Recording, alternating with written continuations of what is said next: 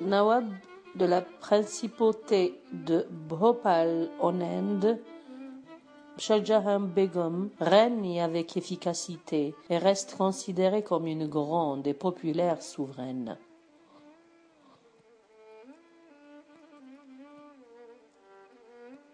Née le 29 juillet 1838 à Islamangar, dans la principauté de Bhopal, en Inde, Shah Jahan est la seule enfant survivante de Sikandar Begum, un titre donné aux épouses de rois et aux reines, et de la Jahangir Muhammad Khan Nawab, souverain indien musulman de Bhopal. Elle descend de Utsia Begum, devenue elle-même régente de Bhopal en 1819 après la mort de son mari, et qui avait tenu les rênes du pouvoir pendant 18 ans. Comme sa mère avant elle, Shah Jahan est élevée et éduquée de façon à apprendre à diriger un État. Mais elle accède au trône à l'âge de 6 ans seulement, un âge où elle n'est pas en capacité d'exercer le pouvoir. C'est donc sa mère qui assure la régence. En 1860, cependant, les Britanniques reconnaissent Sikandar Begum comme souveraine de Bhopal. Et Shah Jahan est écartée du trône. Ce n'est qu'à la mort de sa mère en 1868 qu'elle retrouve le pouvoir. Jeune veuve, son mari, épousé en 1855, étant mort l'année précédente, elle prend alors le titre de Sultan Shah Jahan Begum Shahiba. Shah Jahan se lance dans une série de réformes administratives.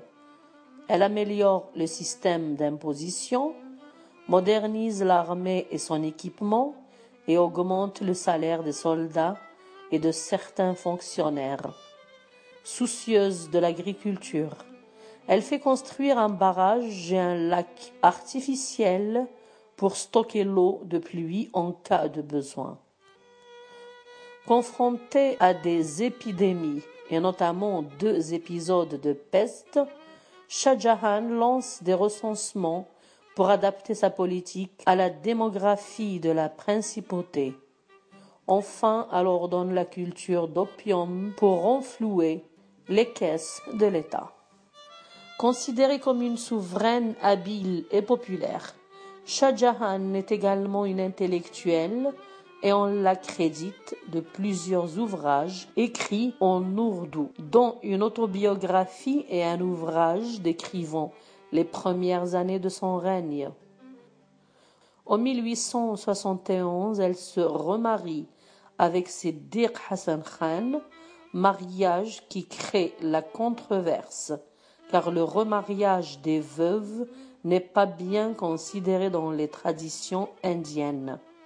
Lors du mariage, il est précisé que son époux n'aura aucun rôle exécutif et que Shah Jahan reste la souveraine en titre. Souveraine pieuse et bâtisseuse, Shah Jahan initie la construction de l'une des plus grandes mosquées en Asie, le Tajul Masajid, qui ne sera achevé qu'en 1971.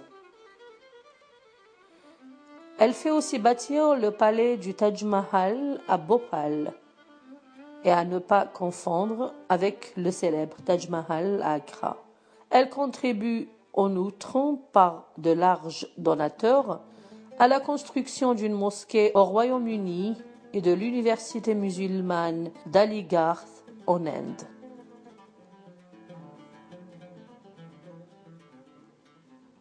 En 1901, Shah Jahan apprend qu'elle souffre d'un cancer. Elle prépare alors sa mort par l'adresse d'un message public demandant pardon au peuple de Bhopal au cas où elle aurait causé du tort à l'un de ses sujets.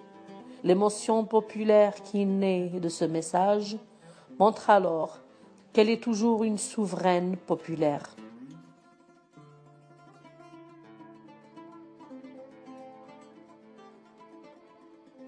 Sultan Shah Jahan Begum meurt en juin 1901.